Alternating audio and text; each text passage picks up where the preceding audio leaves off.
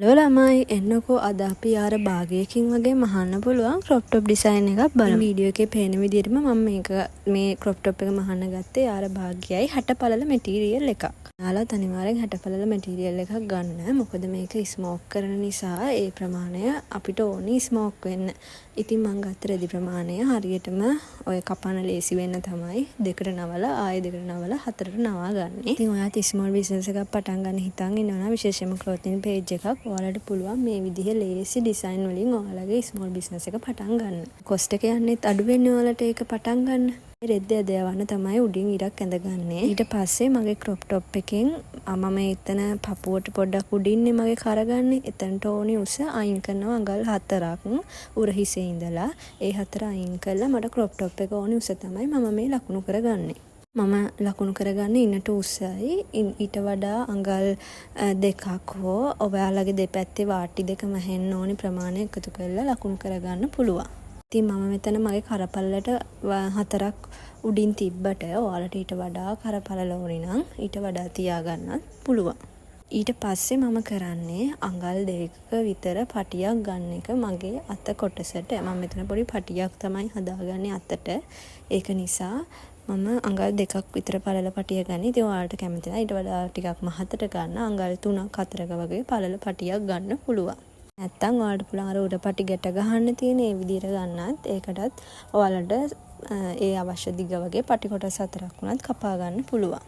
ඔන්න ওই ටික විතරමයි ඕනි. ඒ ටික දැන් අපිට ඔය කපා ගන්න තමයි තියෙන්නේ.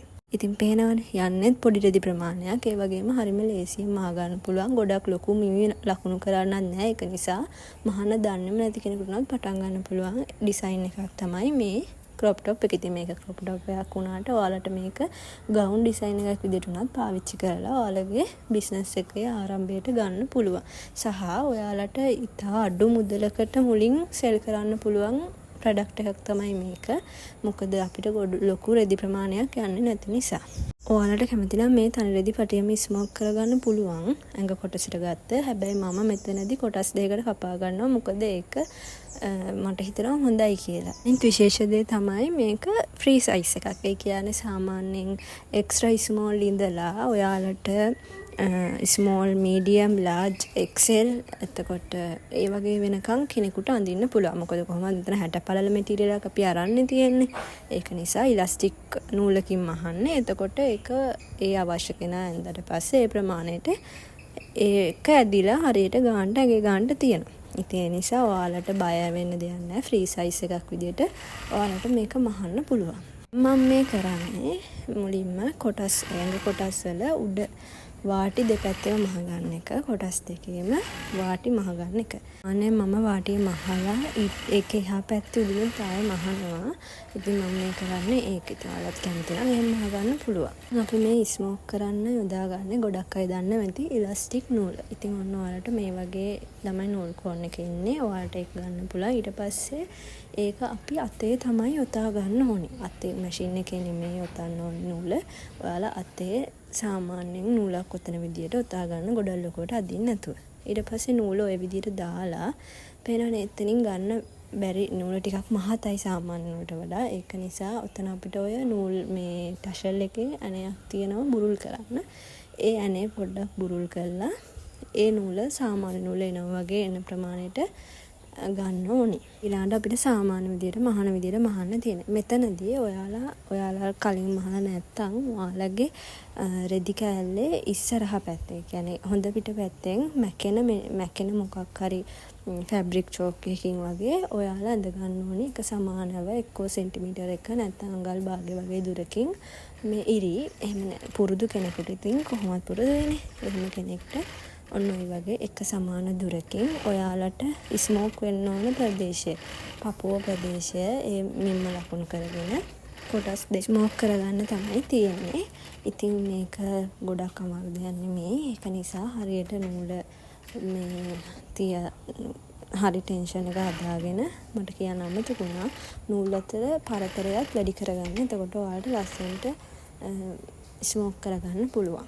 වගේම තමයි අපි ඕක මහන පටන් ගත්ත තැන නූල් දෙක එකතු කරලා ගැට ගහගන්න. මොකද මේක ඇදෙනවනේ. ඒ නිසා නූල ඇදිලා යන්න පුළුවන්. ඔක්කොම ගලවන්න පුළුවන්. ඒ වගේම මගදී නූල ඉවරුනොත් ඒ තැනට කොනකට ඒක ගලවලා එතනින් ආයෙ නූල ගැට ගහන්න. ආයෙ පටන් ගද්දි ආයෙ නූල ගැට ගහලා තමයි පටන් ගන්න ඕන.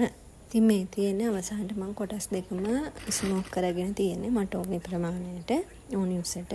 ඉතින් දැන් තියෙන්නේ ওই කොටස් දෙක තියලා මේ අංශ මුට්ටුව කරගන්න විතරයි. ඉතින් හරිම ලේසි. දැන් අංශ මුට්ටුව කරලා ඕලොක් එකක් තියෙන කෙනෙක් නම් ඕලොක් කරගන්න පුළුවන්.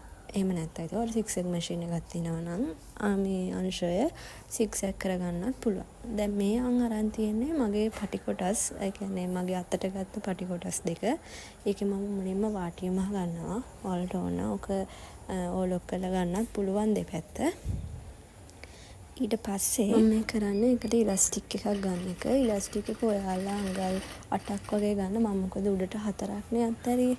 එතකොට මම අඟල් 8ක් ගන්නවා උඩට ඉස්සරහට පිටිපස්සට අඟල් 4 ඊට පස්සේ මෙහෙම කෝණ දෙකකින් පොඩ්ඩක් ටැප් කරගෙන ඉලාස්ටික් එක හොඳට ඇදලා පටි කොටස මහ ගන්න තමයි තියෙන්නේ.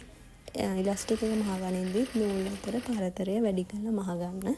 එතකොට හොඳට ඔයාලට ඉලාස්ටික් එක ඒ කොටස ලස්සනට ගන්න පුළුවන්. දැන් ඔයාලට තියෙන්නේ මේකේ රෙදි කොටස් මේ අත කොටස ගන්නට බැලන්ස් කරලා අල්ලගන්න එක. ඉතින් අඟල් 3ක් වගේ කියන්නේ අංශේ ඉඳලා අඟල් 3ක් වගේ මෙහාට කරලා ඔයාලට අතර පැත්තෙන්ම තියලා මේක ටැග් කරගන්න තමයි තියෙන්නේ.